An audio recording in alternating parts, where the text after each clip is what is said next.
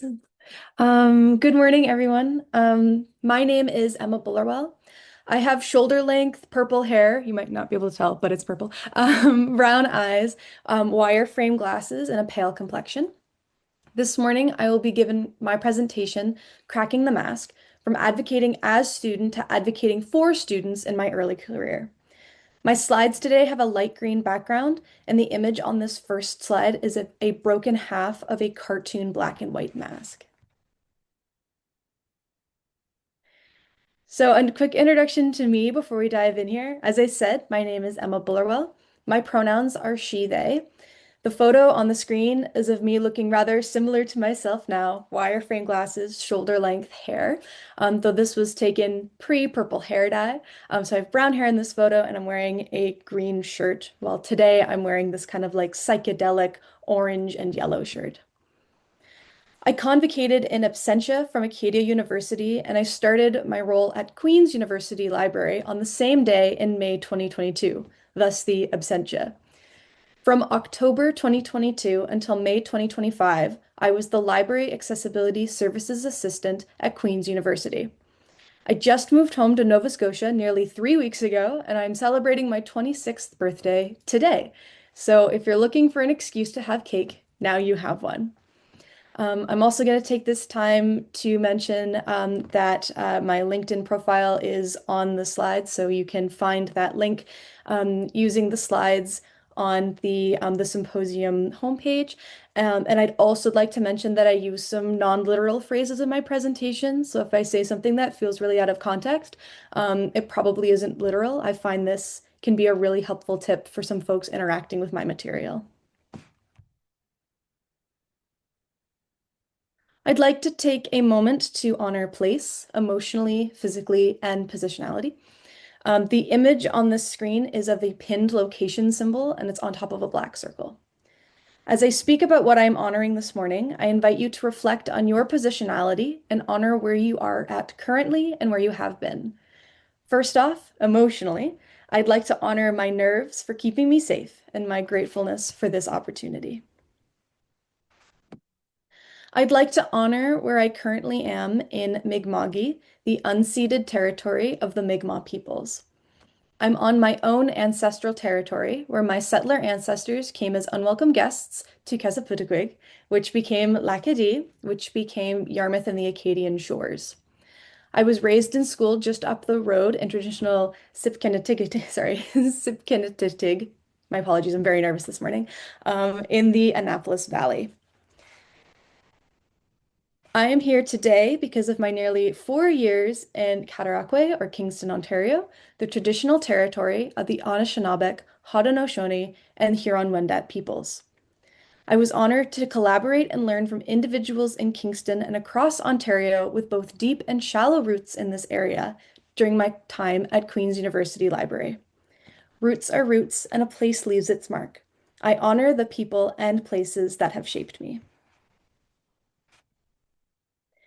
My presentation will cover what is the mask and what does masking mean in the context of neurodiversity. I will propose a recipe, so to speak, for self-advocation towards inclusion as a person with a disability through my perspective as a neurodivergent former student and former library worker. I'll discuss how we, particularly people with disabilities, can advocate for a culture of inclusion in libraries, and how we, particularly allies to the disabled community, can support a culture of inclusion.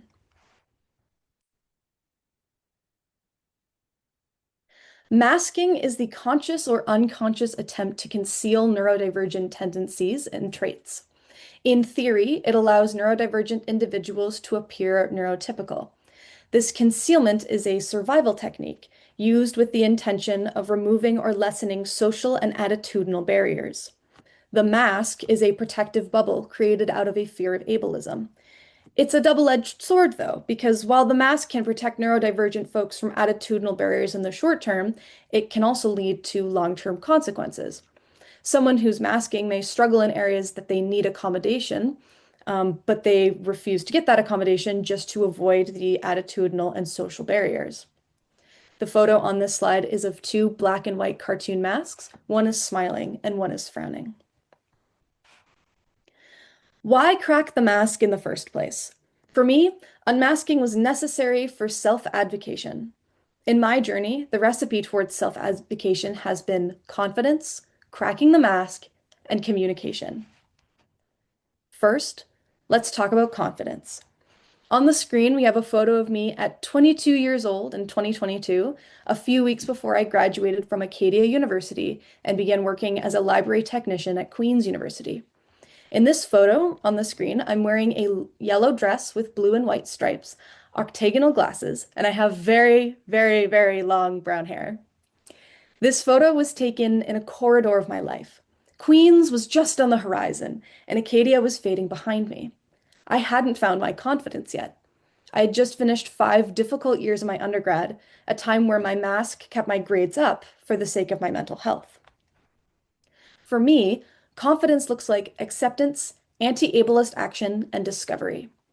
I had to accept that I was neurodivergent in a world of folks that don't believe neurodivergence exists or just chooses to ignore it. I had to accept that people would come and go in my life because of my neurodivergence and that they had already come and gone from my life because of that. I had to accept that this is an ableist world and it's my duty to dismantle internalized ableism towards myself and others. It was a wake-up call to be actively anti-ableist always. I had to educate myself through inner and outer discovery. I began a process of reflecting on my time at Acadia to discover what I needed to succeed in my life and in my career. Then, I had to apply what I had learned. Easy, right? Not at all. Because cracking the mask sucks. The photo on this slide is a broken half of a black and white cartoon mask. I vividly remember the first time I cracked the mask at Queen's. I identified an accommodation I needed, and I went into my supervisor's office and I tried my best to ask for it. And I remember saying the word disability a lot, and I remember nervously laughing, and I remember getting maybe a weird look, but that was partially because I was acting different without the mask. I know that. And partially because that wasn't how you get an accommodation. I failed to research that crucial information. Excuse me, my document just went away from me. Hold on. Apologies. When I went into that office, I didn't know how to protect myself while self-advocating. Cracking the mask requires set boundaries, finding a language you're comfortable with, and dismantling shame around your disability. I was filled to the brim with shame, honestly upset that I even had to ask for the accommodation, forgetting that dismantling ableism starts with that internalized ableism towards yourself. I wanted to be vague, but not too vague, so I kind of kept tossing around the word disability like a dart, desperate to hit the target and to be understood. I set no boundaries, heading in there ablaze, regardless if I burned up in the process. Months later, I applied for the Library Accessibility Services assistant position in the Adaptive Technology Center at the Queen's University Library. In my cover letter, I stated, as a neurodivergent person, my daily life is affected by my disability. I believe people with disabilities should be in positions assisting those with accessibility needs because we understand what it's like to ask for, fight for, and receive support. Reflecting on this letter, I'm pretty proud of it. I didn't have much accessibility education yet, and I wasn't aware of this Nothing Without Us at the time. And this cover letter also ticks all the boxes to crack the mask effectively, in my experience. Setting boundaries. I'm much more comfortable writing than speaking, so this format fits well into my boundaries. And I did not disclose my specific disability, though I used language I'm comfortable with, like neurodivergent and disability. By disclosing as much as I did, which feels like nothing compared to, my history, I dismantled shame around my disability. I am proud to be neurodivergent, and this letter shows it much better than my meeting with my former supervisor did. Self-advocation requires communication. There is an icon of a hand phone on the screen. When you experience effective confidence and when you can effectively crack your mask, you are in a good position to communicate. To effectively communicate, I learned to speak my truth. I'm still exploring and identifying accommodations and behaviors, and I can talk about them to self-advocate and to advocate for folks with similar experiences. I can stand up for myself and for others. Of course, best advocating for that which I have personal experience with, which is why this presentation is geared specifically towards neurodivergency. Um, but I have done enough research and I continue to do research to be a decent advocate and bring understanding and empathy for people with other disabilities.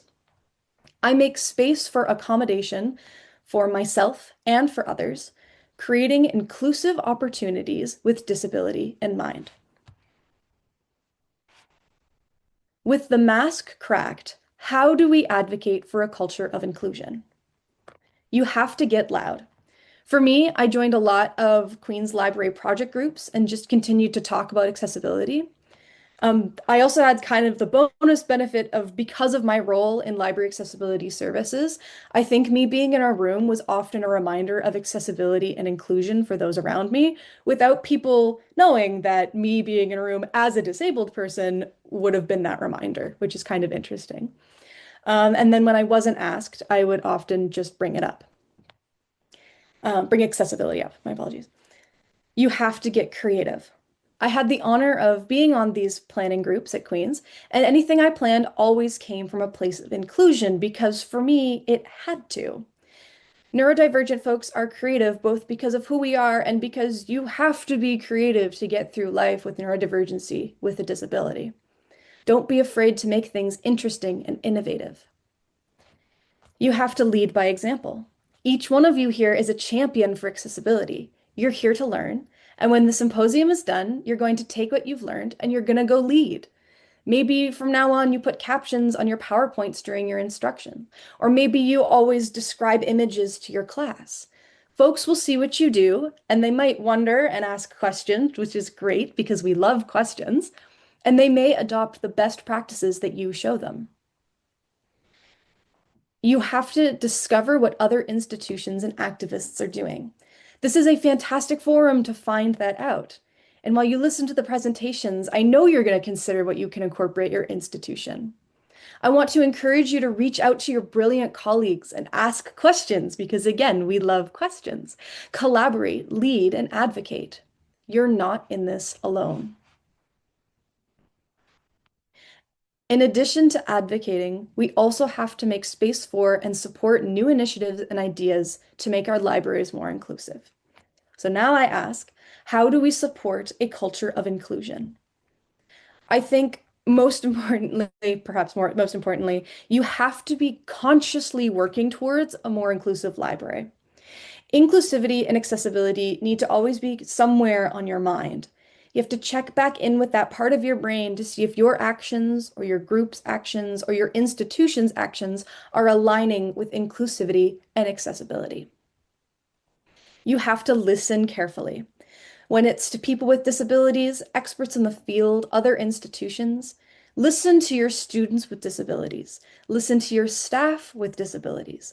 Listen to the innovative ideas, the big and the small needs, the opportunities for improvement. And with that, you have to allow for innovative solutions. The world needs change. The world needs creative change. Try new things and welcome new things. Make space for that creativity.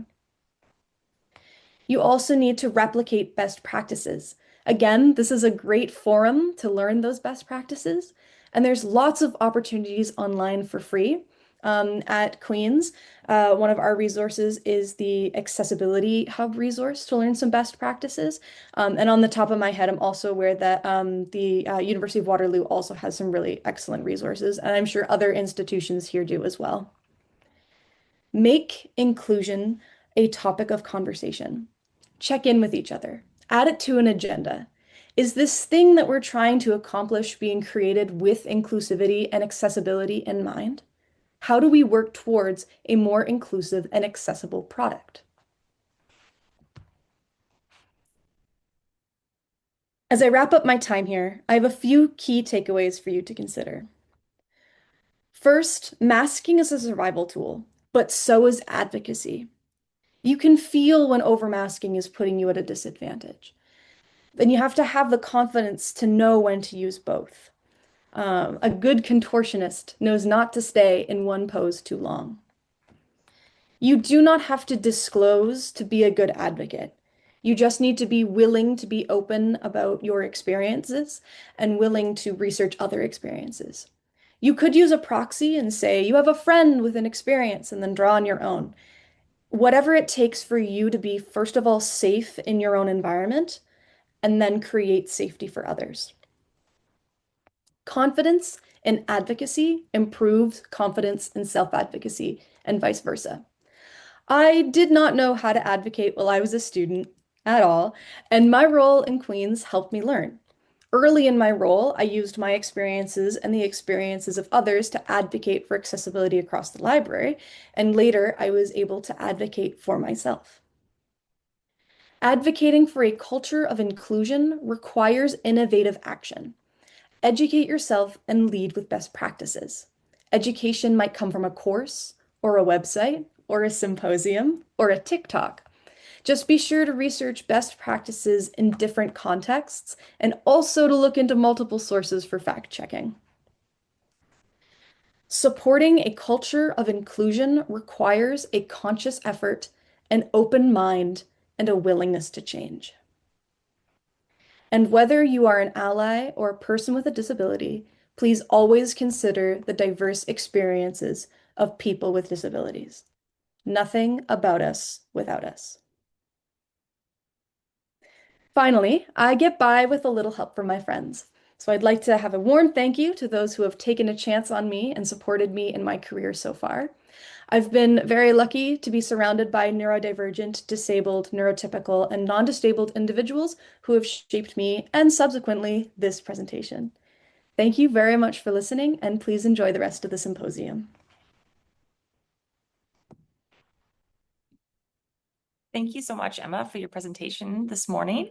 So we do have a few minutes for some questions for Emma. So if you have any questions, please post them in the Q&A tool within Zoom. And we do have one question that has come up so far from Derek. Derek says, this is an exceptional presentation. What types of work did you do in the Adaptive Technology Center? Yeah, thank you so much for that question, and for your note about my presentation. Yeah, so my official role was mostly supporting alternate format. So I did a lot of transcription under the direction of the senior assistant of library accessibility services at Queen's. So that was kind of my official role. And then as I was there, I expanded into these various groups, which included conference. I've done some conference planning. I've done some kind of student outreach. I had a wellness presentation that I did first with staff. I did a lot in staff engagement and wellness, and I converted one of the presentations to a presentation for students, which was on resilience. And I was also very involved in the library, the Queen's University Library's website redesign, and which taught me a lot about web accessibility and content creation and writing accessibly as well. So I did mostly transcription with a lot of odd jobs around the library. So we have another question that just came in from Candace. So what are your thoughts on the duality of masking? By this, I mean masking being an action neurodivergent and disabled people do, but also something projected onto us with assumptions about our identities when aspects of ourselves aren't observable or are attributed to something outside of the authenticity of our experience. That's amazing, by the way. So first of all, wow, thank you. Ooh, I don't even know where to go with that. I think I don't know whether or not this is going to answer your question per se. I'm just going to maybe just reflect on that uh, comment a little bit. Because as I said, I'm better written than spoken. So if you gave me a couple days, I'm sure I would have something a little bit more eloquent. Um, but I think what's kind of coming to me right now is the confidence piece maybe. Like it sucks that this is placed onto us and it is a choice what it is a choice of whether or not we will accept what is put upon us and whether or not we are going to um, do any sort of action or advocating against those things, against those kind of preconceived notions, back to that sort of attitudinal barrier thing.